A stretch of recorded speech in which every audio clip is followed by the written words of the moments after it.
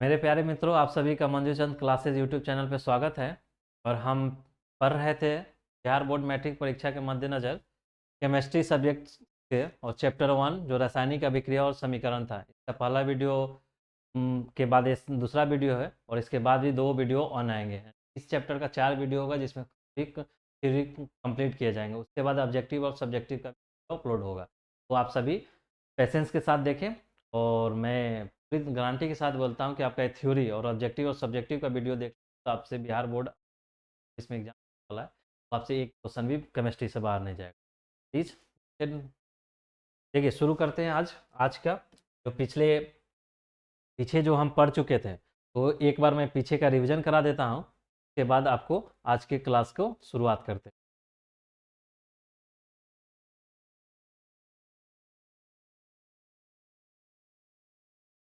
देखिए, पीछे पीछे का क्लास जो हम पढ़े थे,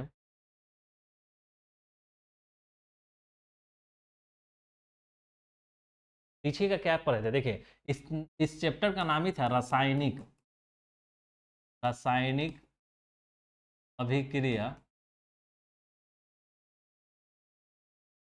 एवं समीकरण। देखिए, एक तो पार्ट ए है समीकरण का, एक रासायनिक अभिक्रिया। ए वाला पढ़े थे और ए वाला पढ़े थे। पढ़ा क्लास में क्या पढ़े हैं हम कि रासायनिक अभिक्रिया क्या होता है।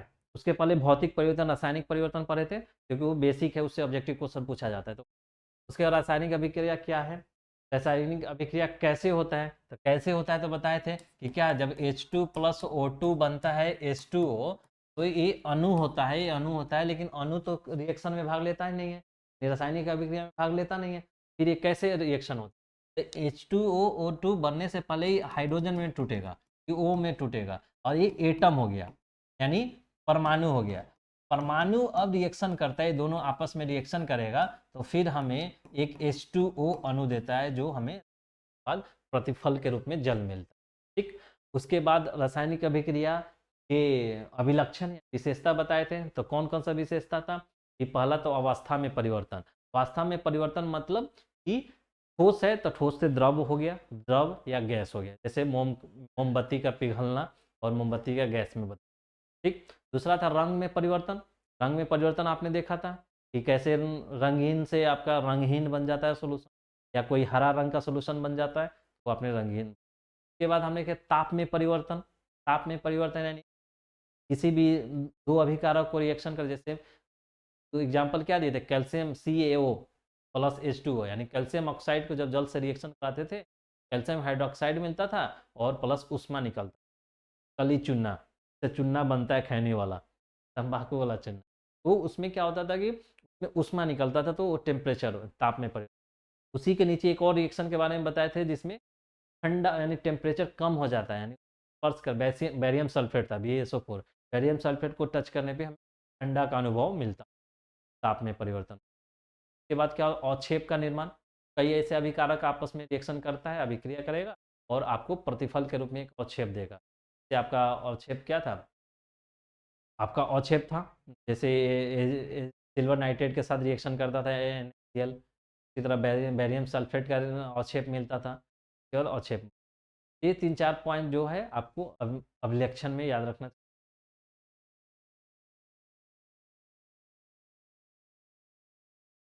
तो आपको विशेषता तो 4 बताना है, अवस्था में परिवर्तन, ताप में परिवर्तन, रंग में परिवर्तन और अवक्षेप का निर्माण, 4 बताना है। चारों का उदाहरण लिखना, रिएक्शन वाला। तो यहाँ तक हमने पढ़ा था। अब इसके आगे हमने पढ़ना है रासायनिक समीकरण। अब आपका रासायनिक अभिक्रिया हो गया। टॉपिक का क्या नाम था कि रासायनिक, इस सब्जेक्ट यानी टॉपिक का नाम ही था, चैप्टर का नाम था रासायनिक। हमने अभिक्रिया पढ़ लिया। अब हम क्या पढ़ेंगे, रासायनिक समीकरण यानी केमिकल इक्वेशन। रासायनिक अभिक्रिया में भाग लेने वाले, क्या था, रासायनिक अभिक्रिया में भाग लेने वाले पदार्थों के, पदार्थ है, संकेतों एवं सूत्रों की सहायता से अभिक्रिया का संक्षिप्त निरूपण रासायनिक समीकरण क्या है। तो रासायनिक अभिक्रिया में भाग लेने वाले, अभी हमने क्या पढ़ा था कि H2 और O2 मिल के हमको H2 दे रहा है। तो ये क्या है, ये रासायनिक अभिक्रिया है, ये रासायनिक अभिक्रिया का ये है। लेकिन हमने क्या लिखवाया है, एक इक्वेशन लिखा है, ये कोई प्रोडक्ट है, ये कोई प्रोडक्ट है, ये अभिकारक रिएक्टेंट है और इधर प्रोडक्ट बना है, एरो के साथ दे रहे हैं। तो ये रासायनिक समीकरण लिखे हुए हैं। वही रासायनिक समीकरण क्या होता है, रासायनिक अभिक्रिया में भाग लेने वाले, ये रासायनिक अभिक्रिया में कौन भाग ले रहा है, H2 गैस और ऑक्सीजन गैस, भागने वाले पदार्थों के हेतु या सूत्रों। ये क्या है, हाइड्रोजन का संकेत H होता है और H2 क्या है, अणु है। ये सूत्र हो गया हाइड्रोजन अणु का। नहीं बोल रहा है संकेतों की सहायता से अभिक्रिया का संक्षिप्त निरूपण, संक्षिप्त निरूपण रासायनिक समीकरण का। मान के चलिए आपको हम समझा रहे हैं कि देखिए, पानी के लिए हमको जल बनाना है, जल बनाना है तो कहीं कुछ होगा, यहाँ पे हाइड्रोजन गैस प्लस यहाँ पे O2 गैस मिलाए होंगे, हमें जल मिल गया। तो जान रहे हैं तब तो हम लिख पा रहे हैं ना, नहीं जानते तो ऐसे रिएक्शन हुआ होगा। मान के चलिए जब ये केमिस्ट्री का जब ये हुआ, जन्म हुआ, या जब हम जाने कि जल कैसे बनता है, H2 और O2 से जल बनता है, लेकिन तो उसी समय से तो जल बनना शुरू नहीं हुआ होगा, जल तो उसके पहले से भी बनता रहा होगा वातावरण में। वो तो जल जब बनता रहा है तो उस समय तो नहीं जानते थे, उस समय नहीं जानते थे तो कैसे बनता होगा, हाँ H2 कुछ होगा, O2 कुछ होगा और दोनों मिल के हमको जल देता होगा। तो हम उसको कैसे बताते कि हाँ ये जल ऐसे बन रहा है, वहीं उसको बताने के लिए, उस अभिक्रिया को बताने के लिए संकेत और सूत्र का उपयोग किया। तो हाइड्रोजन कोई पदार्थ है तो हम बताएं कि हाइड्रोजन है, तो हमने क्या संकेत, एच, प्रतीक उसका एच किया। जैसे हमने बेसिक कंसेप्ट में बताया था, कोई कई सारा एलिमेंट यानी तत्व का उसका प्रतीक बताया, जैसे हाइड्रोजन को H, सोडियम को NH, कैल्शियम प्रतीक है, ठीक। और जब प्रतीक, जब सूत्र यानी H2O को दिखाना है, यानी जल H2O होता है, H2O यानी फार्मूला हो गया, प्रतीक हाइड्रोजन H, हाइड्रोजन के लिए H प्रतीक हुआ, ऑक्सीजन के लिए O प्रतीक हुआ, जब H2O दिखाए तो सूत्र हो गया। नहीं बोल रहा है संकेत एवं सूत्रों की सहायता से अभिक्रिया का संक्षिप्त निरूपण, जो अभिक्रिया माने बना, तो हम दिखाने के लिए कैसे, अभी अभिक्रिया मायने में कभी बना होगा तो इसको कैसे दिखाएंगे, H2 O2 मिल के हमको दे रहा है। ये हम आपका अभिक्रिया का निरूपण नहीं कर दिए, तो इसमें क्या किए हैं, संकेत तो यूज किए हैं, संकेत और आपका सूत्र यूज, ये दोनों संकेत, हाइड्रोजन H संकेत होता है, H2 एक सूत्र है। नहीं बोल रहा है रासायनिक समीकरण, केमिकल इक्वेशन क्या होता है, केमिकल इक्वेशन कुछ है, रासायनिक अभिक्रिया को सूचित करने का एक माध्यम होता है, का एक माध्यम होता है, क्या यूज कर,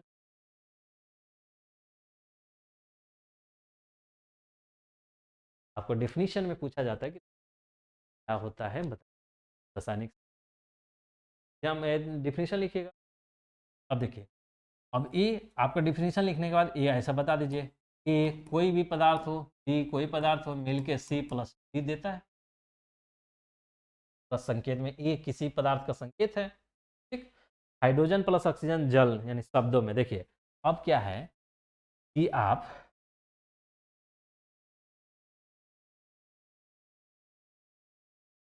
जब हाइड्रोजन गैस और ऑक्सीजन गैस मिलने जल बन रहा था, तो उसको हम तो संकेत और सूत्र में लिख रहे थे। हम ऐसे भी तो लिख सकते हैं कि हाइड्रोजन प्लस ऑक्सीजन मिलके जल दे रहा है, कहीं तो लिख रहे हैं हाइड्रोजन ऑक्सीजन जल देता है, शब्दों में इसको क्या बोलेंगे, शब्दों में सब बता रहे हैं कि शब्दों में प्रयोग है। जबकि H2 गैस O2 गैस मिलके H2O लिक्विड प्रतीकों का चिन्ह क्यों किए हैं, H2 की गैस, G गैस का होता है, लेकिन कहीं भी अगर किसी भी G रहे तो गैस मानिएगा, L लिखा रहे तो लिक्विड मानिएगा, LG और S लिखा रहे तो सॉलिड मान, और AQ लिखा रहे एक्वस मानिएगा, इसमें जल की मात्रा रहता है, एक्वस होता है, ठीक। ये यानी G है तो गैस है, G है, L है तो लिक्विड है, ठीक है। आपका रासायनिक समीकरण,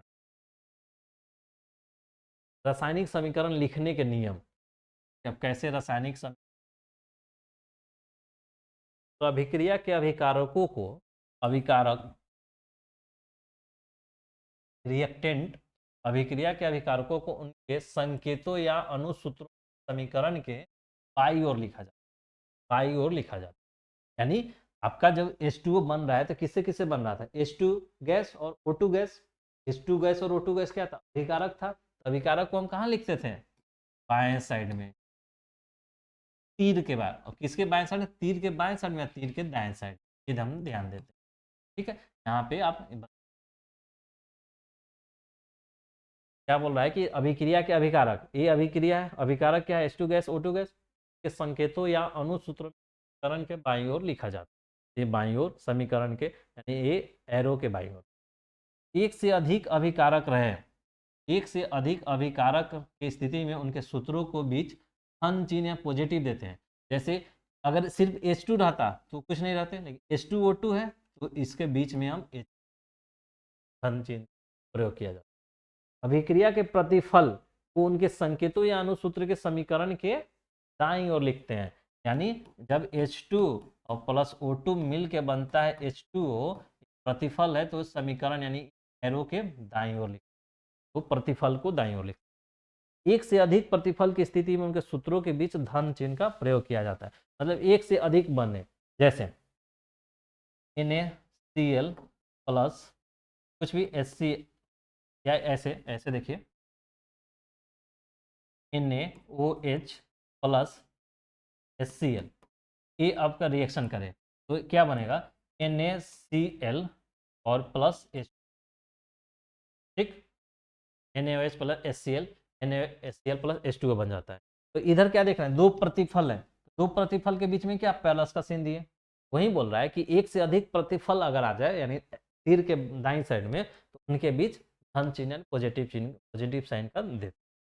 अभिकारकों और प्रतिफलों को एक तीर चिन्ह के द्वारा अलग अलग प्रदर्शित किया जाता है।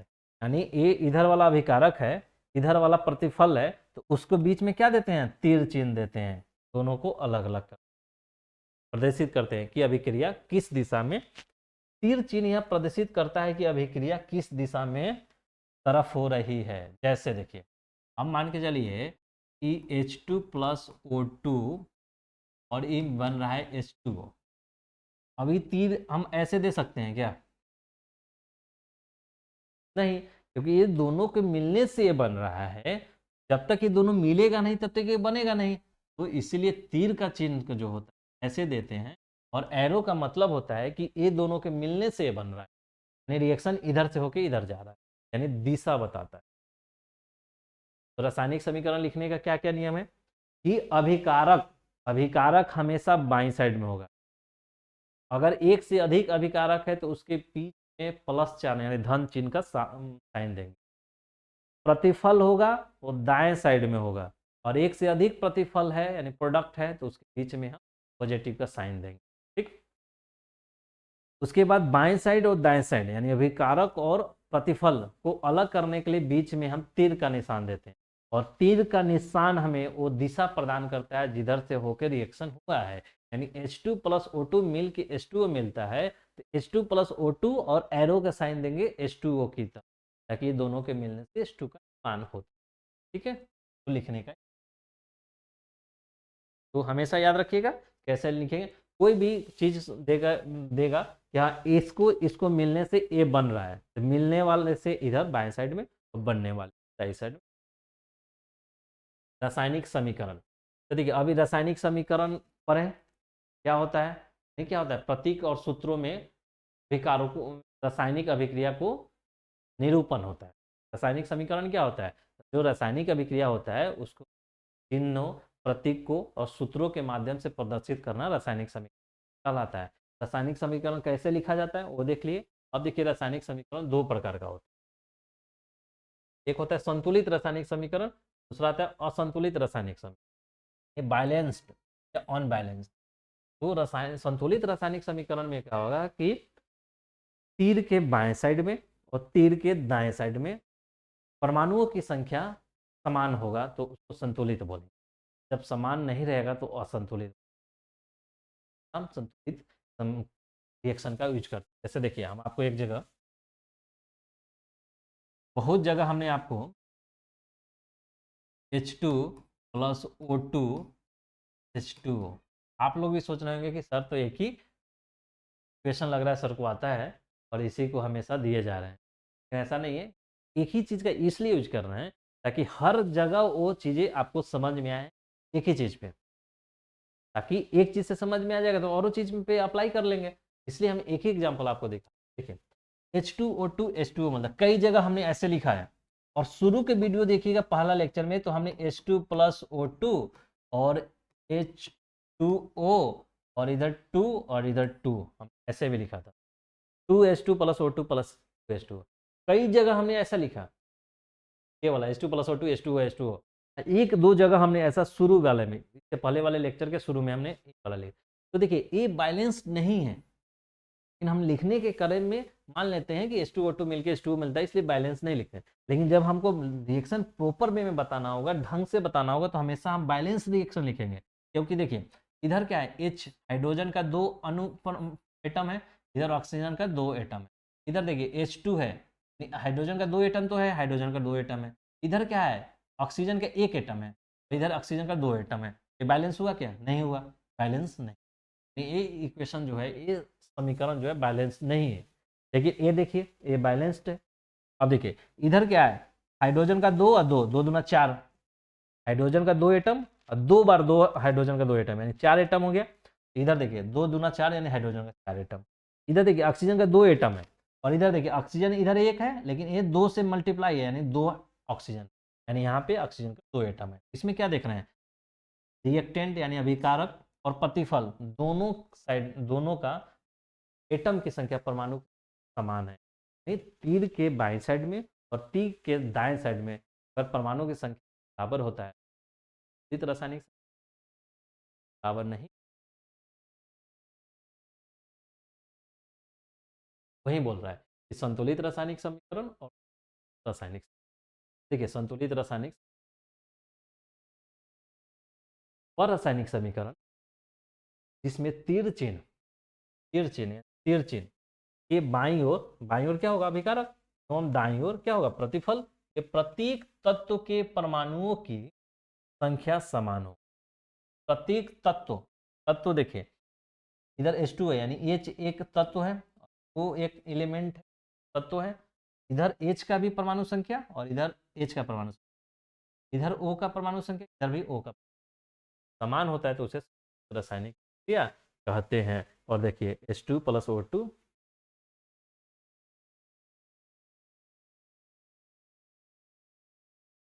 दूसरा देखिए असंतुलित रासायनिक समीकरण, वह रासायनिक समीकरण जिसमें करण दोनों ओर एक तत्व के परमाणुओं की संख्या नहीं हो, से असंतुलित रासायनिक कहते हैं। जैसे O2 H2, तीर के बाईं साइड और दाईं साइड में प्रत्येक एलिमेंट देखिए, इधर एक एलिमेंट H है, दूसरा एलिमेंट O है, तो H का कितना है, 2 परमाणु है, इधर H का 2 परमाणु है। हाइड्रोजन तो संतुलित।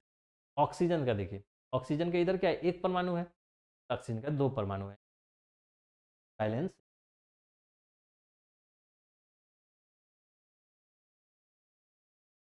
नोट देखिए असंतुलित रासायनिक समीकरणों का उपयोग नहीं किया जाता, क्योंकि संतुलित रासायनिक समीकरण का उपयोग इसलिए नहीं किया जाता, ऐसा करने से पदार्थों के द्रव्यमान के संरक्षण के नियम का उल्लंघन होता है।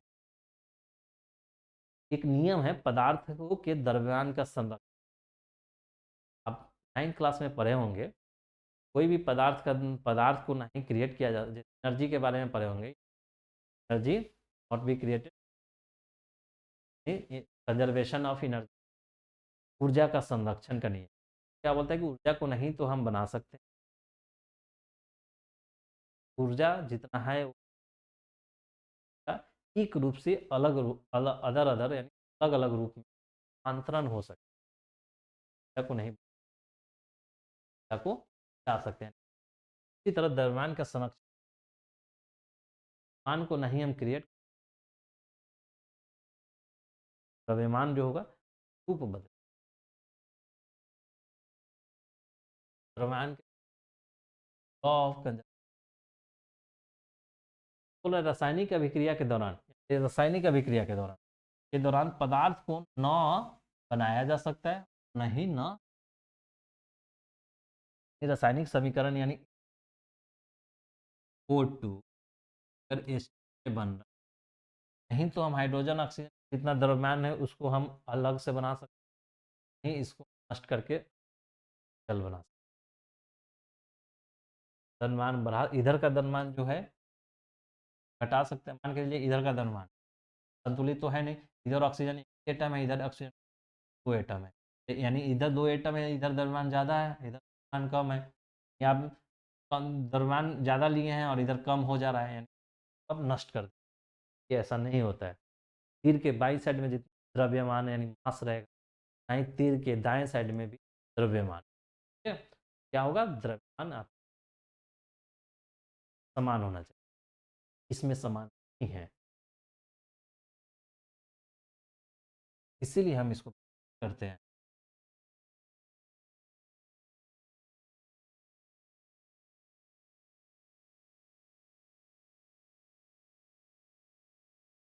किया जा सकता है, अतः रासायनिक समीकरणों का क्या बोल रहे हैं कि पदार्थ को आवश्यक, इसीलिए हम नोट परमाणु अपना साथी पार्टनर बदलकर अन्य पदार्थ बना सकता है, किंतु परमाणु विलुप्त नहीं होते। नहीं, परमाणु कोई परमाणु है, जैसे यहाँ देखिए, यहाँ पे आप देखिए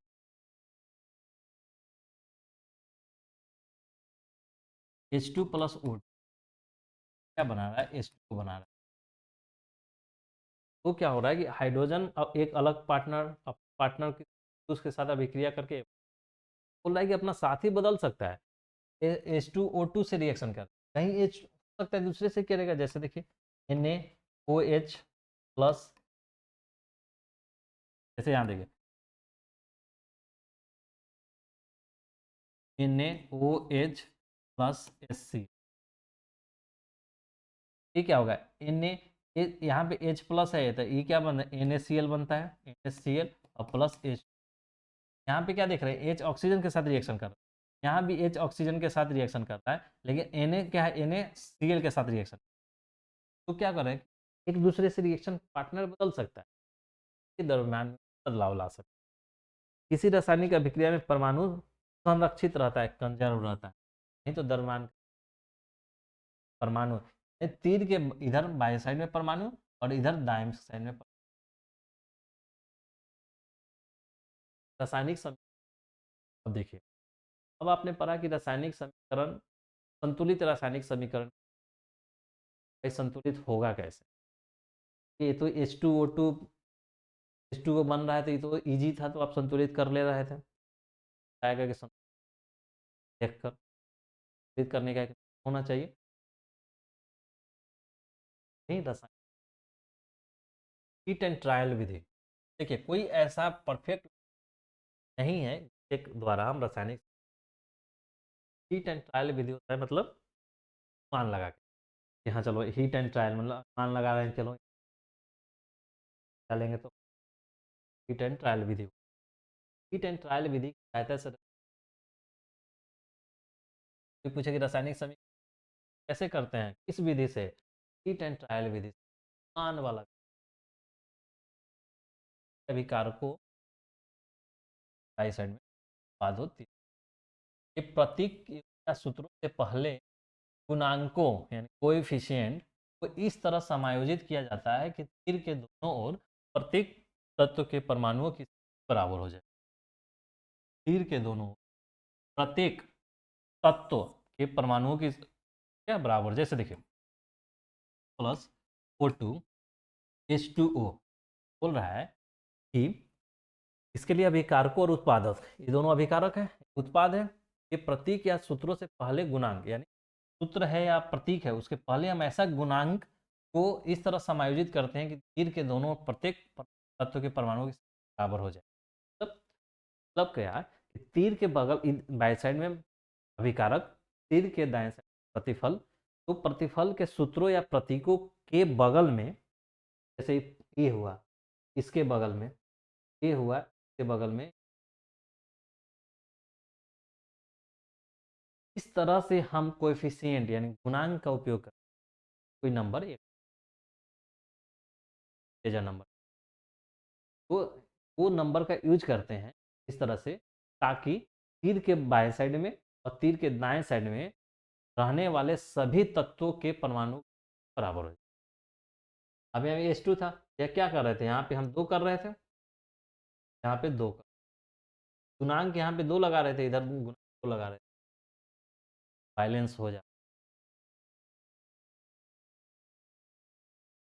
तो इस करने का विधि है हीट एंड ट्रांसफर।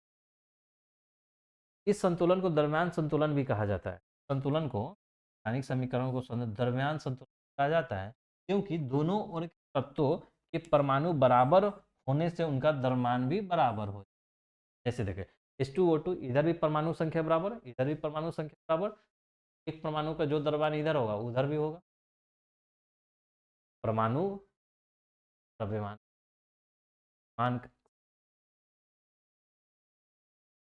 अब देखिए संतुलन हेतु ही विभिन्न चरण, संतुलन के विभिन्न चरण कैसे हैं इसे देखिएगा, क्योंकि इससे आपको सब्जेक्टिव क्वेश्चन पूछे जाते हैं या ऑब्जेक्टिव क्वेश्चन में भी पूछा जाएगा इनमें से कौन से समीकरण संतुलित है, कौन सा रासायनिक संतुलित है। आपको एक टिक करना आपको आना चाहिए।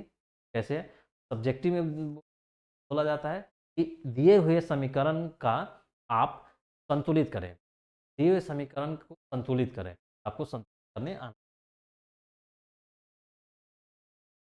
देखिए क्या है पहला चरण, इसमें कुछ चरण है, तो पहला चरण क्या है, पहला चरण में क्या है, रासायनिक समीकरण लिखकर, पहले तो आपको रासायनिक समीकरण कि हाइड्रोजन गैस और ऑक्सीजन गैस मिलके जल,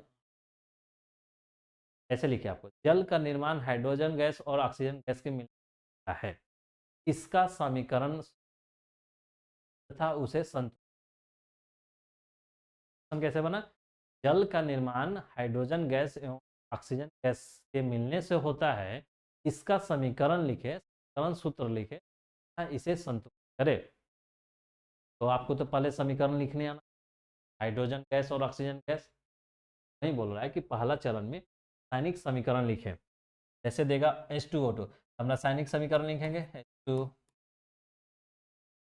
हमको प्रत्येक सूत्र को बॉक्स में डाले तथा बॉक्स के अंदर कोई बदलाव नहीं करें।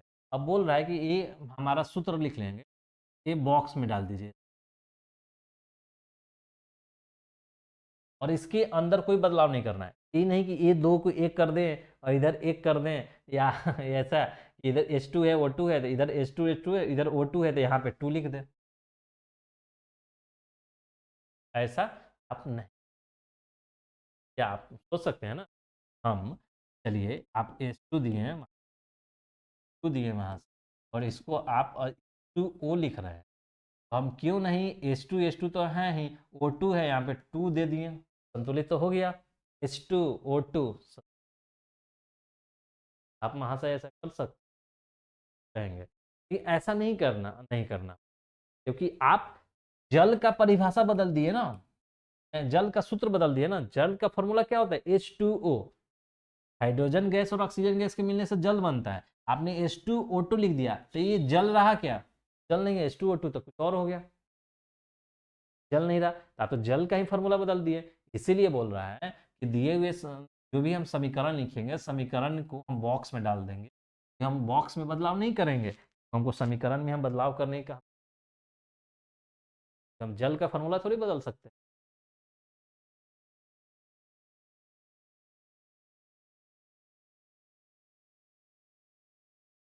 देखिए अब दूसरा चरण क्या बोलता है कि समीकरण के दोनों ओर के प्रत्येक तत्वों के परमाणुओं की संख्या का गणना कीजिए। दोनों तत्वों के परमाणु संख्या, देखिए हाइड्रोजन क्या है इधर, हाइड्रोजन, देखिए एक तो हाइड्रोजन है और दूसरा O है, ठीक है, ए है इधर का, एरो के इधर H क्या है 2, ऑक्सीजन क्या है 2, इधर देखिएगा तो हाइड्रोजन क्या है 2, ऑक्सीजन क्या है 1, दिख रहा है, यानी हाइड्रोजन तीर के बाएं साइड में हाइड्रोजन 2 है और हाइड्रोजन तीर के दाएं साइड में भी 2 है एटम उसका, ऑक्सीजन का 2 एटम है तीर के इधर और ऑक्सीजन का 1 एटम है उधर, नहीं ऑक्सीजन आपका संतुलित नहीं है, 2 2 2 2 होना चाहिए। यही बोल रहा है कि समीकरण के दोनों ओर के प्रत्येक तत्व के परमाणु गिने। प्रत्येक परमाणु की। तीसरा देखिए, तीसरा में है सबसे अधिक परमाणु वाले यौगिक को चुनकर उनके सबसे अधिक परमाणु वाले तत्व को संतुलित। उसमें देखना है, आगे वाले हम एग्जाम्पल दिखाएंगे तो आपको बताएंगे। सबसे अधिक परमाणु वाले यौगिक को चुन, जिसमें वैसा यौगिक चुनना है सबसे अधिक परमाणु हो, उसको चुनना होगा। फिर उसके बाद चौथा देखें, इस चुनकर उसके सबसे अधिक परमाणु वाले तत्वों को आपको संतुलित करने की कोशिश। K2Cr2O7 है, सबसे ज्यादा परमाणु है Cr2O7, ऑक्सीजन 7 है, पहले ऑक्सीजन नहीं बोल रहा है, सबसे अधिक परमाणु वाले यौगिक को चुनना है और उसके सबसे अधिक परमाणु वाले तत्व को संतुलित करने का पहले प्रयास बताते हैं हम आपको। चौथा चरण, इसी तरह समीकरण के दोनों तरफ के सभी परमाणुओं को बराबर करने का प्रयास करें। समीकरण 5, समीकरण के संतुलन की जांच करें। जब आप संतुलित कर ले तो आप एक बार ये देख लें कि दोनों तरफ का परमाणु की संख्या आपको 5 चरण में आप संतुलित, काफी इंपॉर्टेंट है, ध्यान रखता है। अब देखिए एक एग्जाम्पल देखिए, एग्जाम्पल है समीकरण AlCl3 प्लस CaOH का होल टू एरो AlOH का 3। देखिए एक क्वेश्चन में आपको ये दे दिया, तब संतुलित करने के लिए बोला है, ठीक है। कई जगह होगा कि आपको नहीं देगा, कुछ लिखा हुआ दे देगा, तो आपको ये क्वेश्चन समीकरण हार्ड है, थोड़ा लिख के देगा। जो इजी वाला समीकरण होगा वहां पे आपको शब्दों में आपको चरण में लिखा। तो देखिए चरण 1 में हम क्या बोले थे, याद कीजिए। चरण 1 में बोले थे कि रासायनिक समीकरण लिखे लिखे, अगर नहीं लिखा हुआ रहता तो लिखना, लिखा हुआ है तो ये हो गया। प्रत्येक सूत्र को बॉक्स में डाले तथा बॉक्स के अंदर कोई बदलाव नहीं करें। प्रत्येक सूत्र को बॉक्स में, एल इस बॉक्स में डाल दिए, COH को बॉक्स में डाले, LH को बॉक्स में डाले। अब इसके अंदर में कोई बदलाव नहीं करना है, तो बदलाव करना है कहाँ, तो इसके बाहर में कोफिशिएंट में बदलाव करना है, ठीक है। तो ध्यान रखेंगे, इसलिए हमने बॉक्स दिया। आपको वहाँ पे बॉक्स, एग्जाम हॉल में बॉक्स देने की जरूरत नहीं आना है, इसलिए बॉक्स दिया, देते हैं कोई गलती और क्लियर दिखेगा किया है।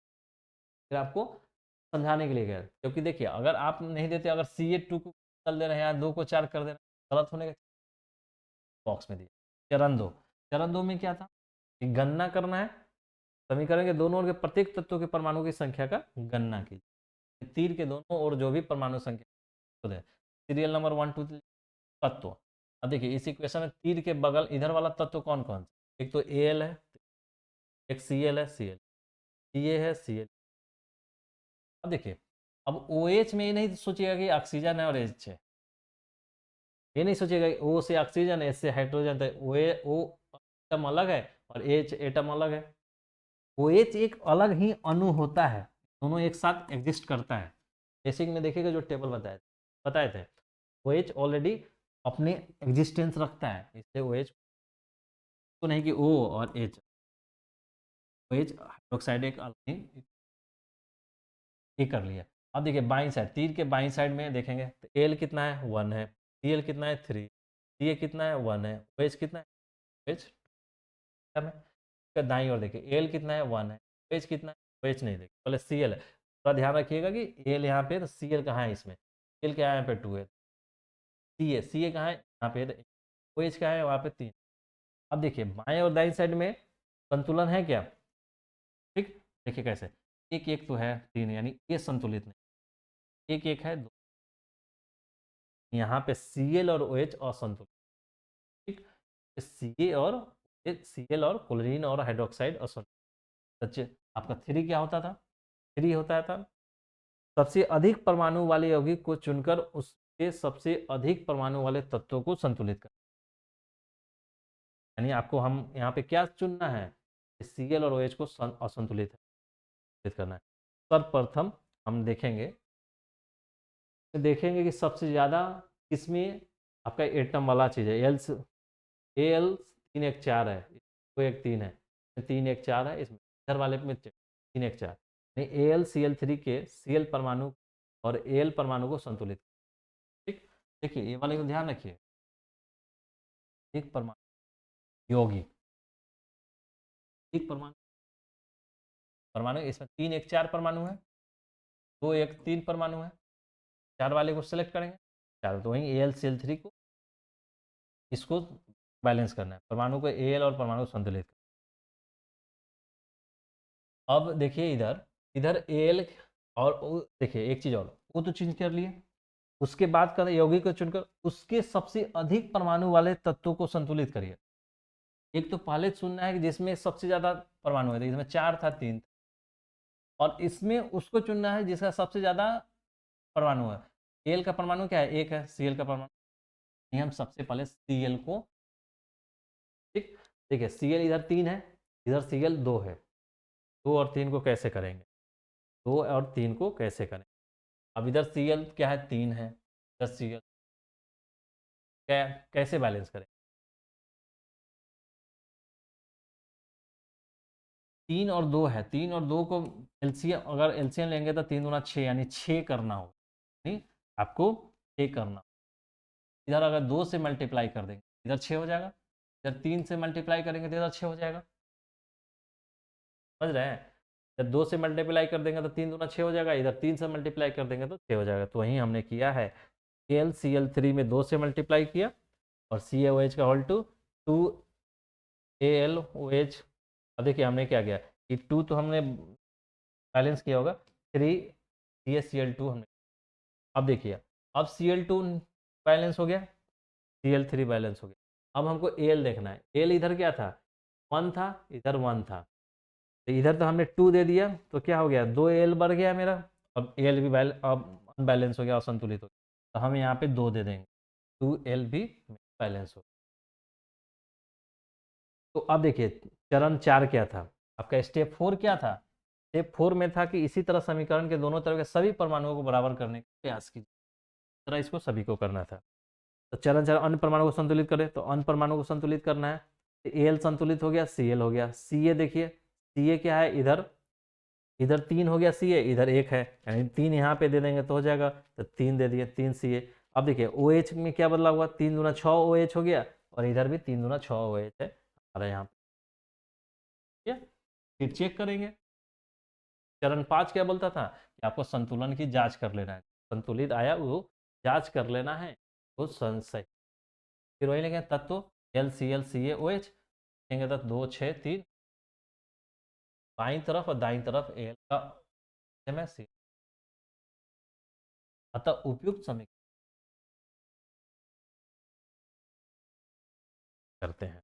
देखिए अब इतना तो हमने स्टेप बाय स्टेप बताया, तो आपको थोड़ा सा समझने में ही लगा हो, तो स्टेप बाय स्टेप इसलिए हमने बताया कि अगर सब्जेक्टिव में क्वेश्चन कहीं 5 मार्क्स में आ जाए, 5 मार्क्स में स्टेप आप लिखिएगा ना बेहतर ढंग से, 5 में 5 मार्क्स, चरण 1, चरण 2, चरण 3, चरण 4, तैयारी टीचर जो इवेलुएटर होगा वो देखेगा स्टेप बाय स्टेप लड़का, वो आपको फुल ये चीज़ दे, तो समराइज हम कर दे रहे हैं कैसे, देखिए LCl, अब देखिए मान के चलिए, अब देखिए ये आपका दिया रहेगा ये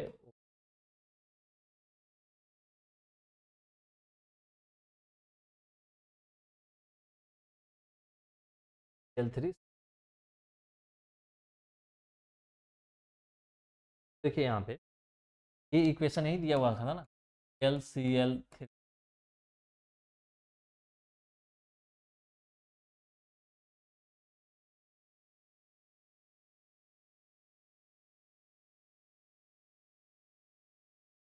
LOH का होल 3, L का होल,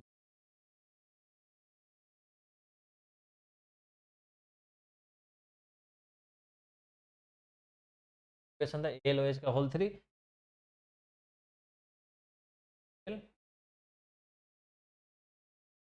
अब देखिए इसको हमको इक्वेशन का करना था, पहला स्टेप में क्या करना था, पहला स्टेप में हमको काउंट करना था भाई कौन कौन सा असंतुलित है, तो यहाँ पे वो स्टेप बाय स्टेप पहले देखेंगे। भाई यहाँ पे क्या है, एल इधर है, एक इधर है, चलो ठीक है। Cl3 है, इधर Cl2 यानी Cl बैलेंस नहीं, ये इधर एक है, ये इधर है, OH का 2 है, OH का 3 है, यानी Cl और OH हमारा अनबैलेंस है। ठीक, दूसरा में क्या करना था भाई, हमको देखना है कि सबसे ज़्यादा परमाणु वाला कौन सा कंपाउंड है। इसमें देखिए 3 और 1 4 परमाणु है, तो 1 और 2 हमको इसको चूज करना है, कर लेते थे। तो इसमें देखिए Cl3 है, क्या है, Cl3 है, उधर Cl कितना है, Cl उधर 2 है। अब इसको बैलेंस करेंगे, चुनने के बाद सबसे अधिक परमाणु वाला को बैलेंस कर, यहाँ पे समझ, सबसे अधिक परमाणु वाला कंपाउंड चुनेंगे, यौगिक चुनेंगे, उसमें चुनने के बाद सबसे अधिक वाला परमाणु चुनेंगे। ठीक, कंपाउंड में एल का कितना है, एक परमाणु, Cl का क्या है 3, Cl को पहले बैलेंस करेंगे। तो हाँ, Cl को पहले बैलेंस करें, Cl यहाँ क्या है 3 है, इधर 2 है, 2 है, तो कैसे इधर 3, इधर अगर हम 2 से मल्टीप्लाई कर दें, जैसे 3 है और 2 है, इसको बैलेंस करना है तो क्या करेंगे, इसका दोनों का एलसीएम ले लीजिए। 3 दूना कुछ नहीं है तो 3 दूना 6 यानी 6, ये हमको लाएंगे तो दोनों का बैलेंस होगा। ये 3 में क्या चीज़ से गुना करेंगे, 2 से, और इधर 2 है तो इधर 3 से गुना करेंगे तो 6। अब देखिए Cl तो बैलेंस हो गया, इस Cl के बैलेंस करने के चक्कर में मेरा Al का बैलेंस गड़बड़ा गया। एक हमने बैलेंस किया था तो दूसरा, इसलिए हिट एंड, अब देखिए 2 Al हो गया, इधर 1 Al है, तो हम क्या करेंगे, इधर 2 दे देंगे, इधर 2 Al इधर 2 Al, ठीक है। पहले हमने Cl का बैलेंस किया, Cl के बैलेंस करने, Cl को हम बैलेंस करें, इधर 2 Al, ये दोनों बैलेंस। अब देखिए, अब इधर Ca 1 है और इधर Ca हमने 3 दे दिया, ये 3 Ca हो गया। तब हम क्या करेंगे, 3 इधर कर देंगे तो मेरा 3 Cl हो जाएगा।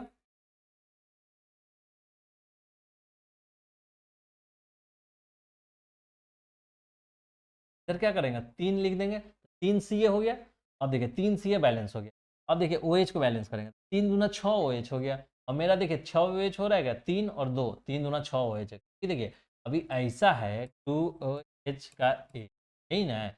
तो देखिए OH का 3 एटम है और ये 3 एटम 2 बार है, 3 दूना 6 OH है। समझ रहे हैं ना इस चीज को कैसे, देखिए OH का 3 एटम है नीचे है तो, लेकिन ये OH जैसे ऐसे है, ये OH का 3 और OH का, यही ना मतलब होता है 2 OH का। तो देखिए इसमें OH का 3 एटम, इसमें OH का 3 एटम थे 6 एटम, तो वही बोल रहा है 3 दूना 6 यानी 6 एटम, 6 एटम।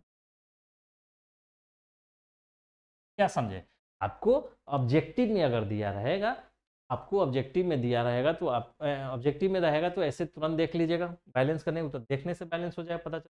सब्जेक्टिव में रहेगा तो आपको इस तरह से बनाना होता है। तो देखिए उधर से 5 में चरण है, 5 स्टेप में आप करेंगे तो ऐसा है, और हमने एक जगह ही कर दिया, है ना।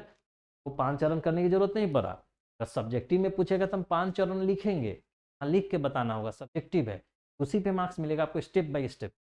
यहाँ पे हमने जगह कर दिया, तो आप सीखने के क्रम में, प्रैक्टिस के क्रम में आप इस टाइप से जल्दी जल्दी कीजिएगा, हाँ ये कैसे होगा, ऐसे कैसे ऐसे ऐसे होगा, ताकि एक ये हुए रहिएगा ना, आप बैलेंस कर लीजिएगा, उसके बाद तो फिर लिखना ही रहेगा प्रोसेस में। नेक्स्ट एग्जाम्पल देखिए, समीकरण Al प्लस H2SO4 Al2SO4 का इतना को संतुलित कर, ठीक है। एल्युमिनियम है, सल्फ्यूरिक एसिड है, Al2SO एल्युमिनियम सल्फेट बन रहा है और हाइड्रोजन गैस मुक्त, ठीक। अब देखिए चरण 1 में क्या था, दिए हुए समीकरण के सभी बाएं और दाएं साइड वाले को बॉक्स में रख, बॉक्स में। चरण 2 में क्या था, उसमें सभी एटम, तीर के बाएं साइड और तीर के दाएं साइड के सभी तत्व के एटम की संख्या का गणना कर। तत्व क्या है, एक तो Al है, Al, H2 यानी H है और SO4 है। तब देखिए अब H2 है तो आप कहे होंगे H2 क्यों नहीं लिख रहे हैं, H क्यों लिख रहे हैं, तो देखिए H2 हाइड्रोजन है, एक अणु है, एटम नहीं है। H2 क्या होता है, एक आपका अणु है, हमने परमाणु की संख्या को बराबर करना है, ठीक है। तो H2H लिख लिए, ठीक। अब SO4, आप SO4 बोलेंगे, SO4 में बोलेंगे सर इसमें तो S है और O है, तो S अलग लिखना चाहिए, O अलग लिखना चाहिए। नहीं दोस्त, SO4 अपने आप में एग्जिस्ट करता है, यानी SO4 अपने आप में -2 के साथ एग्जिस्ट करता है, इसलिए हम HO4 को SO4 ही रहने देंगे, ठीक है, तो SO4 हमने रहने दिया। ठीक है, अब देखिए, अब Al इधर कितना है, 1 है, इधर H क्या है, 2 है, SO4 क्या है, 1 है। इधर देखेंगे Al कितना है, H कितना है, 2 है, SO4 कितना है, 3 है। SO4 देखिए 3 है। यहाँ पे क्या बैलेंस नहीं है, A भी बैलेंस नहीं है, ये बैलेंस है। एल्युमिनियम और सल्फेट बैलेंस नहीं, एल्युमिनियम और सल्फेट असंतुलित। लिख दिए चरण 3। तो अब देखिए, अब चरण 3 में क्या था कि अब इसमें बैलेंस करना है अल्युमिनियम सल्फेट को, तो हमको ऐसा कंपाउंड चूज करना है जिसमें सबसे अधिक परमाणु हो। इसमें परमाणु क्या, 1 है, इधर परमाणु 2 4 6 है, तो सिलेक्ट करेंगे, इसको सिलेक्ट करेंगे, और उसके बाद इसमें 2 परमाणु है, हाइड्रोजन का और सल्फेट का, तो उस परमाणु को पहले ये करेंगे, बैलेंस करेंगे जिसका सबसे ज्यादा एटम है। तो SO4 का क्या है, 1 है, और हाइड्रोजन का क्या है, 2 है, तो हम हाइड्रोजन। तो सर्वप्रथम Al2SO4 का होल थ्राइस के SO4 तथा एल्युमिनियम परमाणु को संतुलित करेंगे। अच्छा ठीक है, एक चीज और ध्यान से देखिए, इधर 2 और 4, 2 और 1 3 है, इधर देखिए, इधर 3 और 2 5 है, इधर देखिए 1, इधर 1 1 2 1 3 है, 2 3 5 है, यहाँ पे 2 है। सभी में हम देखेंगे कि वैसा कंपाउंड, वैसा यौगिक चुनेंगे सबसे अधिक परमाणु। इसमें 1 परमाणु, 2 1 3 परमाणु, मतलब परमाणु की संख्या जोड़ ले रहे हैं, इसको एक पूरा 1 परमाणु मान लें, 2 और 3 5, और इधर 2। सबसे ज़्यादा परमाणु इसमें है, सबसे ज़्यादा परमाणु है ना, सबसे ज़्यादा परमाणु, इसको सिलेक्ट करेंगे। इसको सिलेक्ट करने के बाद उसमें कौन किसका करेंगे, इसमें Al है और SO4 है, तो उसका करेंगे जिसका सबसे ज़्यादा परमाणु है, यानी SO4 का परमाणु। सबसे पहले हम SO4 को संतुलित, ये SO4 तथा L में, उसके बाद SO4 को हो जाएगा तो L, SO4 और L को अब देखिए SO4 का क्या है, देखिए SO4 इधर 3 है, और इधर SO4 क्या है, 1 है, यानी इधर 3। ठीक, अब देखिए, अब SO4 3, इधर Al2 कितना है, 2 है, इधर Al 1 है, 2 से मल्टीप्लाई कर देंगे। अब देखिए मेरा 2Al इधर भी, 2Al इधर भी, इधर SO4 कितना है, 3 है, इधर SO4 3 है। ठीक है, अब देखिए, अब ये मेरा बैलेंस हो गया। अब देखिए, अब ये बैलेंस हो गया, तो अब देखेंगे क्या मेरा सभी बैलेंस है क्या, तो Al तो बैलेंस है, इधर भी है, इधर भी है। 3H2SO4 है, यानी 3 दूना 6H है, H 6 है क्या, नहीं है, यानी इधर 3H कर देंगे 3H2 हो गया। तो वही नेक्स्ट में लिखे, अन्य परमाणुओं को संतुलित करेंगे, तो 2L 3H2SO4, Al2 यहाँ पे 3 दे देंगे, तो 3H2 अब मेरा संतुलित। ठीक, अब समीकरणों के संतुलन की जांच कर लेंगे, तो तत्व तो 3 है, 2 6 2 6 6 3, अब संतुलित। ठीक, तो देखिए संतुलित हो गया। तो अब इसको देखिए फिर कैसे हम ये आपको करते हैं, Al2SO4 आपका संतुलन करना है,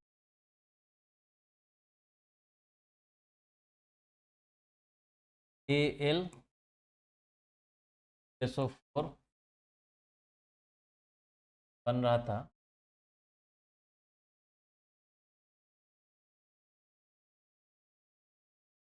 2 और प्लस Al2SO4 का होल तरह से H2 गैस निकल रहा था, और Al और H2SO4, यही आपका इक्वेशन था। तो हमने देखिए अब वहाँ पे स्टेप बाई 5 स्टेप में लिखा था, यहाँ पे देखिए एक ही जगह कैसे सोचेंगे। पहले हम देखेंगे कि कौन कौन अनबैलेंस है। चलिए अनबैलेंस भी छोड़ दीजिए, क्योंकि अनबैलेंस है ही। सबसे पहले हम चेंज करेंगे कि कौन सा कंपाउंड यानी यौगिक है जिसका सबसे ज़्यादा एटम है।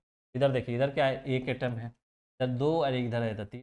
देखिए SO4 एक साथ होता है, SO4 एक साथ लेते हैं, -2 होता है, SO4 1 है, इधर 3 हो गया, इधर क्या है, 3 2 5 हो गया, इधर 2 हो गया। हम सबसे पहले बैलेंस करना है।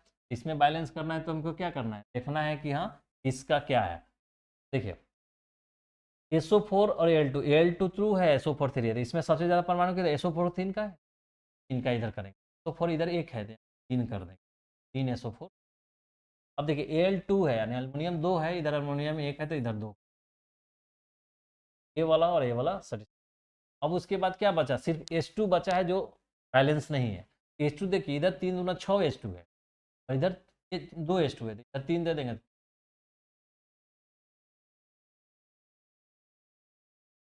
बैलेंस वाला हम एक जगह भी कर, ठीक है। संतुलित रासायनिक समीकरण से प्राप्त सूत्र। अब देखिए, संतुलित रासायनिक समीकरण से प्राप्त सूत्र हमको कैसे, एक संतुलित, अभी हमने क्या सीखा कि रासायनिक समीकरण को हमेशा संतुलित रासायनिक में लिख, और जब संतुलित रासायनिक समीकरण कैसे करते हैं वो भी हमने अपने संतुलन, रासायनिक संतुलित रासायनिक प्राप्त सूत्र, अगर कोई समीकरण संतुलित है तो उससे हमें क्या क्या जानकारी प्राप्त, एक तो यह अभिकारकों एवं प्रतिफलों के सूत्र की जानकारी देता है, तो ये सूत्र, ठीक है, सूत्र दे देता है, कौन कौन से फॉर्मूला लगा हुआ, जैसे 2 प्लस, देता है ना कि हाइड्रोजन गैस का सूत्र क्या होता है H2, ऑक्सीजन गैस का क्या होता है O2, और जल का क्या होता है H2, हमें सूत्र की जानकारी दे देता है। यह बताता है कि अभिक्रिया में कौन कौन से पदार्थ भाग ले रहे हैं, कौन कौन, यह बताता है कि ये अगर बैलेंस करें, ये बताता है इसमें, इस अभिक्रिया में कौन कौन से पदार्थ भाग ले रहा है, हाइड्रोजन भाग ले रहा है, हाइड्रोजन गैस भाग ले रहा है, ऑक्सीजन, और क्या बन रहा है, यानी बारे में बताता है। यह अभिकारकों तथा प्रतिफलों के परमाणु एवं अणुओं की आपेक्षिक संख्याओं की जानकारी देता है, परमाणु और अणुओं के बारे में बताता है।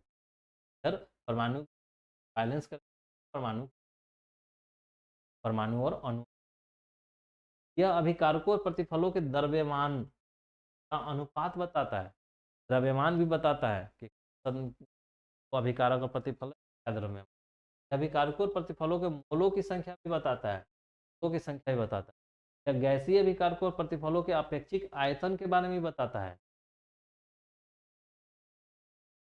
आपको एक एग्जाम्पल बताते हैं तो आपको समझ बेहतर है। एक एग्जाम्पल है, ये देखिए है क्या,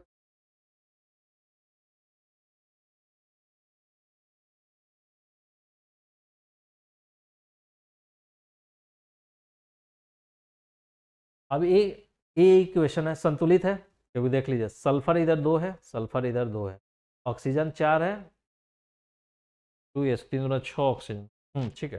देखिए इधर सल्फर 2, इधर सल्फर 2, ठीक, इधर ऑक्सीजन कितना है 3 है, और इधर ऑक्सीजन देखिए 2 दूना 4 इधर और 2 इधर 6, आपका समीकरण संतुलित है। तो अब देखिए क्या गया, एक तो अभिकारों पर सूत्र दे दिया, तो सूत्र दे दिया, दूसरा अभिकार कौन पदार्थ भाग ले रहा है वो बता दिया, इधर सल्फर डाइऑक्साइड है, ऑक्सीजन है, तो इधर एसओ, परमाणु और अणु इधर बता देगा कितना परमाणु है, सल्फर का 2 परमाणु है, ऑक्सीजन का 4 परमाणु है, 4 2 6 परमाणु है, इधर भी संख्या बता, द्रव्यमानों का अनुपात बता देगा, द्रव्यमान भी बता देता है या सल्फर कितना द्रव्यमान में इतना है, मोल भी बताता है, जैसे इधर क्या बताएगा, सल्फर डाइऑक्साइड का 2 मोल है, 2 मोल है, इसका क्या है 1 मोल, और इधर फिर बन रहा है उसका 2 मोल, और मोल के बाद आयतन भी बताता है, क्या है इसका 2 आयतन 2 है, इसका 2 1 आयतन है, इसका 2 आयतन, समझे, ये आपको बताता है रासायनिक संतुलित रासायनिक, आप ध्यान रखिएगा, ऐसा कुछ पूछ सकता है कि दिया हुआ चीज को आप बताइए कि रासायनिक समय ऐसे ये ही दे देगा, आप पूछेगा बताइए इस दिए हुए रासायनिक समीकरण, इस रासायनिक आपको क्या क्या कौन प्राप्त होती है, ठीक, तो बता दीजिएगा, ये मोल और आयतन वाला जरूर बताइए, काफी इंपॉर्टेंट, द्रव्यमान वाला भी बताइएगा और अणु वाला भी बताइए, 4 चीज तो। संतुलित रासायनिक समीकरण के उपयोग से लाभ, संतुलित रासायनिक समीकरण के उपयोग से क्यों, संतुलित रासायनिक यूज कर लाभ क्या है, रासायनिक अभिक्रिया का समीकरण के रूप में सरल होता है, सरल होता है कि आपको जैसे रासायनिक समीकरण को हमको दिखाना है तो सरल होता है, सहायता से प्रतिफल एक निश्चित मात्रा के निर्माण के लिए आवश्यक अभिकारकों के जा सकता है, जैसे H2 plus O2 H2O, H2O जल बनाने के लिए हमको ऑक्सीजन हाइड्रोजन कितनी मात्रा की जरूरत पड़ेगा, जैसे H2O, अगर इसको बैलेंस करिएगा तो इधर कर दो, तो हाइड्रोजन के दो अणु या 2 मोल बनाने के लिए हमको हाइड्रोजन का 2 मोल चाहिए और ऑक्सीजन का 1 मोल। यानी क्या, जितना हमको जल बनाना है उसके लिए हमको कितना हाइड्रोजन चाहिए, कितना ऑक्सीजन चाहिए, इसकी जानकारी हमें संतुलित रासायनिक रहेगा। संतुलित नहीं रहेगा, अगर हम संतुलित नहीं कर रहे हैं तो चलिए H2O2 और ये रहने दे रहा है, H2O2 और H, तो हाइड्रोजन का एक है, यहाँ पे एक एक लग रहा है कि एक बनाने के लिए एक एक चाहिए, नहीं, जबकि इसको संतुलित करेंगे तो 2 आएगा, तो 2 बनाने के लिए 2 हाइड्रोजन का चाहिए, 1 ऑक्सीजन का चाहिए, यानी 2 मोल जल बनाने के लिए 2 मोल हाइड्रोजन चाहिए, 1 मोल ऑक्सीजन चाहिए। जबकि हम संतुलित नहीं करते तो क्या लगता है, इधर भी एक है, एक एक है, यानी एक एक मोल से 1 मोल। इंपॉर्टेंट, रासायनिक समीकरण के संकेतों, निरूपण आदि की व्यवस्था सार्वभौमिक है। अगर हम सार्वभौमिक मतलब यूनिवर्सल है, अगर हम संतुलित रासायनिक समीकरण यूज करने का आदी होंगे, हमने नियम बना दिया, कोई भी यूज करेगा रासायनिक लिखेगा, संतुलित संतुलित लिखेगा तो क्या समझ रहे हैं, वर्ल्ड वाइड इसका एक्सेप्टेंस होगा, यूनिवर्सल होगा। मान के चलिए इंडिया का वैज्ञानिक, कोई केमिस्ट अगर कोई संतुलन इक्वेशन लिख रहा है उस, और अमेरिका का कोई साइंटिस्ट है वो इक्वेशन लिख रहा है, तो हमने नियम बना दिया कि संतुलित लिखेगा भाई, तो इंडिया वाला भी संतुलित लिखेगा, रासायनिक समीकरण संतुलित लिख देगा, और अमेरिका वाला भी लिखेगा संतुलित। इंडिया का जो इक्वेशन या समीकरण होगा वो इंडिया वाला भी समझ जाएगा, और अमेरिका वाला का होगा वो इंडिया वाला भी संतुलन लिखेगा। वही संतुलन नहीं लिखेगा, मान के लिए H2H2 कुछ भी अन्य, ये तो ईजी है तो समझ में आ रहा है, अन्य लिख देगा तो पता ही नहीं चलेगा कि भाई इतना 1 मोल प्रतिफल बनाने के लिए हमको कितना मोल या कितना द्रव्यमान हमें चाहिए एटम का, किसी भी अभिकारक का। मान के इंडिया वाला बना लिया कुछ का, और वो फार्मूला को अमेरिका वाला देख रहा है, तो वो नहीं पता कर पाएगा कि हाँ भाई कितना कितना मोल या कितना कितना ग्राम का रिएक्शन कराए हैं, प्रोडक्ट बना है इतना ग्राम। संतुलन जरूरी होता है, इसलिए सार्वभौमिक यानी यूनिवर्सल एक्सपेक्ट, अतः वैज्ञानिकों को जानकारी प्राप्त करने में कठिनाई नहीं होगी। उपयोग देखिए, रासायनिक समीकरण की सीमाएं, क्या रासायनिक समीकरण संतुलित कर रहे हैं तो सब कुछ सही सही है क्या, सीमाएं नहीं है क्या, सीमाएं भी हो सकते हैं। रासायनिक समीकरण से अभिकारकों और प्रतिफलों की भौतिक अवस्था SLG की जानकारी नहीं हो पाती है। रासायनिक समीकरण से अभिकारकों और प्रतिफलों की भौतिक अवस्था, अब जैसे देखिए हमने बार बार आप क्या लिखा है, H2O2 और H, बैलेंस भी कर दिया था 2 और 2। अब क्या, मान के चलिए आप 10th क्लास में हैं, 9th में पढ़े होंगे, 8th में पढ़े होंगे, तब आपको समझ में आ रहा है कि हाइड्रोजन गैस, ऑक्सीजन गैस होता है।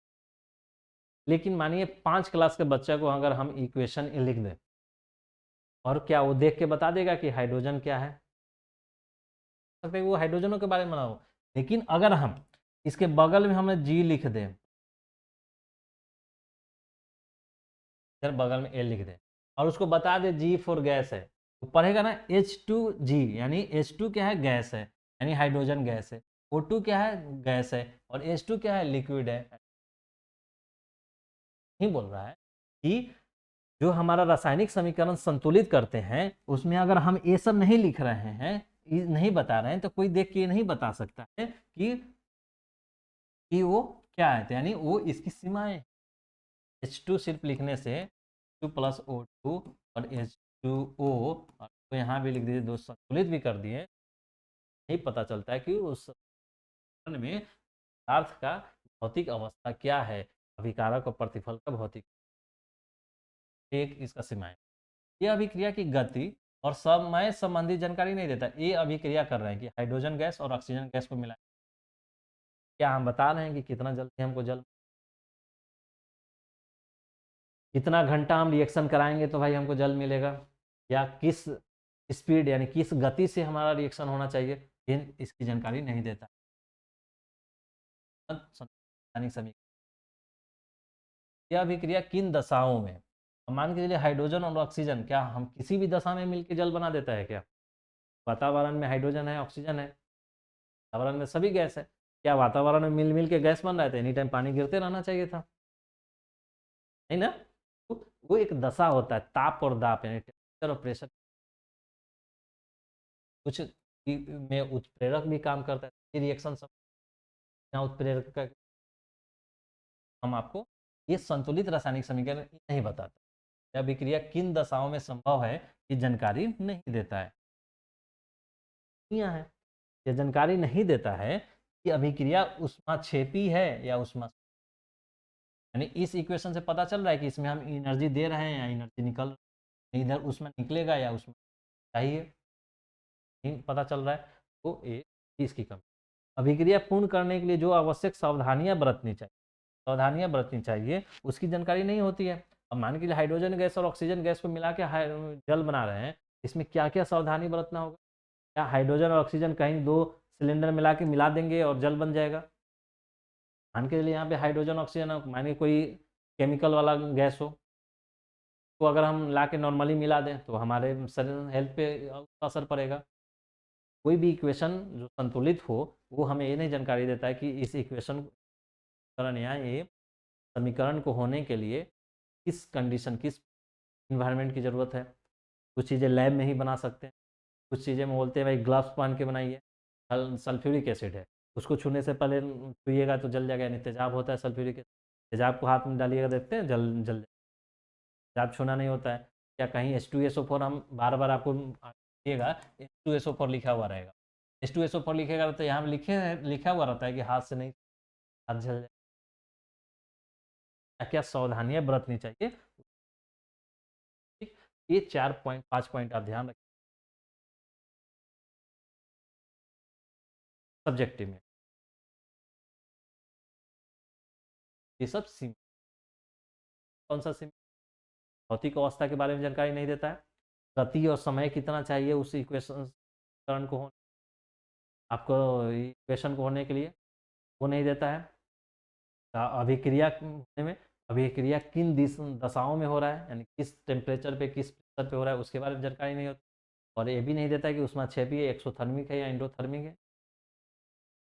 उसके बाद ये भी नहीं देता है कौन कौन से सावधानियां हमको बरतनी चाहिए सीमाओं को दूर करने या अधिक उपयोग बनाने। मान के चलिए अभी तो सीमाएं पर हैं, ये सब सीमाएं सब में होता है, और पॉजिटिव नेगेटिव दूर करने का रहता है। इस सीमाएं जो हैं वो हम कैसे देखिए, सीमाओं को दूर करने का उपाय क्या है? पहला उपाय ये है, अभिक्रिया अभिकारकों एवं प्रतिफलों की भौतिक अवस्था की जानकारी हम दे दें भाई। कोई इक्वेशन लिख रहे हैं, हम SLG एक्वस लिख के हम बता दें कि भाई क्या उसका, जैसे देखिए Zn यानी Zn जो जिंक है ये सॉलिड है, यानी ये ठोस है, की जानकारी हमने दे दिया। H2SO4 क्या है? एक्वस है, नहीं एक्वस मतलब इसका सोल्यूशन में पानी भी है, नहीं पूरा जल नहीं है लेकिन जल के साथ H2SO4 है। तेजाब, H2SO4 तेजाब होता है, देखते हैं तेजाब कैसा होता है, पानी के साथ मिक्स हो जाता है, पानी एक्वस हो गया। अभी ZnSO4 जो बन रहा है ये एक्वस बन रहा है, और H2 जो हो रहा है गैस के रूप में चल रहा है। तो हमने सबके बारे में जानकारी दे दिया कि भौतिक अवस्था उसका। अब कोई भी देखेगा तो बता देगा अच्छा जिंक, जिंक यानी H2O4 यानी एक्वस है, ZnSO4 एक्वस बना है बहाने के लिए। अब दूसरा है ऊष्माक्षेपी और ऊष्माशोषी, जो भी सीमाएं था उसी सीमाएं को दूर कर रहे हैं, तो उसमें भौतिक अवस्था के बारे में जानकारी नहीं देता था। हमने बोला कि नहीं भाई, ऊष्माक्षेपी और ऊष्माशोषी अभिक्रिया की जानकारी देना, और ये भी दे दीजिए कौन ऊष्माशोषी है कौन ऊष्माक्षेपी है। जैसे C+O2 CO2 तो ऊष्मा ये आपका निकलेगा तो ऊष्माक्षेपी हो गया।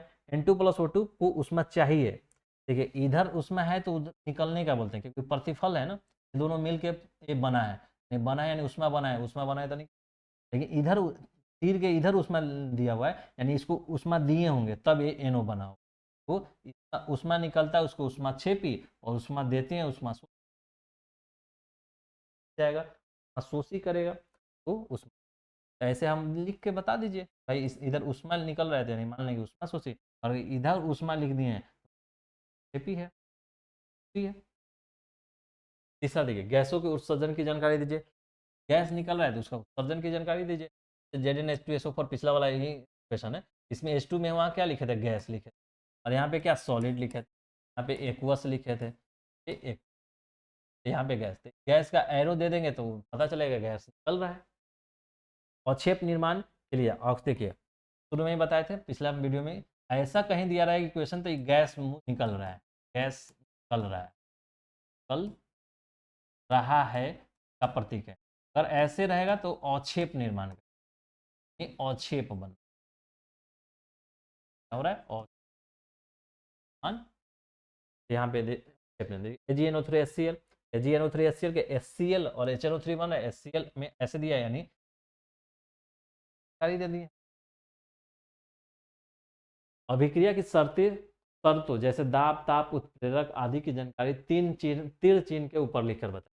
अब देखिए कौन सा वो कंडीशन में वो अभिक्रिया संपन्न हो रहा है, ये हम तीर के ऊपर लिख के, जैसे देखिए H2 गैस है, Cl2 गैस है, ये दोनों बन के क्या बन रहा है, HCl बन रहा है, HCl बन रहा है। ये किस कंडीशन में होता है, सूर्य के, नहीं हम जब हाइड्रोजन गैस और क्लोरीन गैस को सूर्य के प्रकाश में लाइट में रखेंगे तो वो अभिक्रिया करके हमको एक कंडीशन हो गया। अगर हम सूर्य के प्रकाश में नहीं डालेंगे तो यह हमारा रिएक्शन नहीं होगा और HCl नहीं बनेगा। तो एक कंडीशन है जो कंडीशन को दिखाना होता है। जैसे देखिए CaCO3 कैल्शियम कार्बोनेट संगमरमर या इसको ये बोल दें, गर्म करने पे हमको CaO देता है और CO2 देता है। मतलब कैल्शियम कार्बोनेट को जब हम गर्म करते हैं CaO कैल्शियम ऑक्साइड, कैल्शियम और ऑक्साइड कली चूना, बिना बुझा हुआ चूना गैस निकल, गैस है, गैस है। तो इसका कंडीशन क्या है, CO3 कैल्शियम कार्बोनेट को हमको गर्म करेंगे तभी हमको कली चूना मिलेगा। CaCO3 एक पत्थर रहा होगा, पत्थर को हम गर्म करके उसमें से कैल्शियम ऑक्साइड निकालते। अभिक्रिया की उत्क्रमणीयता बता दीजिए, क्या यह अभिक्रिया एक साइड में ही हो रहा है या दोनों साइड में हो रहा है।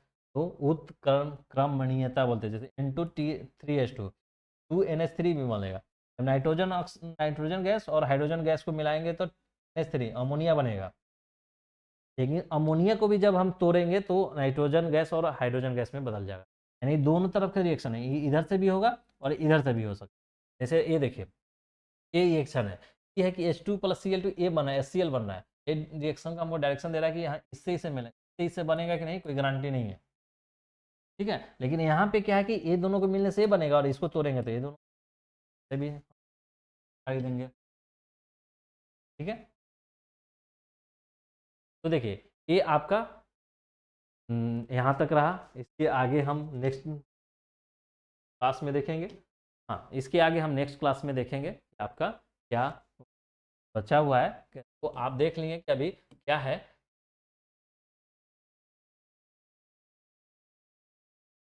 एक जो हम केमिस्ट्री में जो चैप्टर नंबर 1 पढ़ रहे थे, रासायनिक अभिक्रिया और समीकरण, का वीडियो है। इसके बाद एक और वीडियो और तीसरा वीडियो और चौथा वीडियो है, जिसमें आपका पूरे, उसके बाद ऑब्जेक्टिव और सब्जेक्टिव का वीडियो आएगा। तो आप कंटिन्यू देखें, ये जितना भी हो सके आप सीखने का प्रयास करें। तो थैंक यू फॉर वॉचिंग।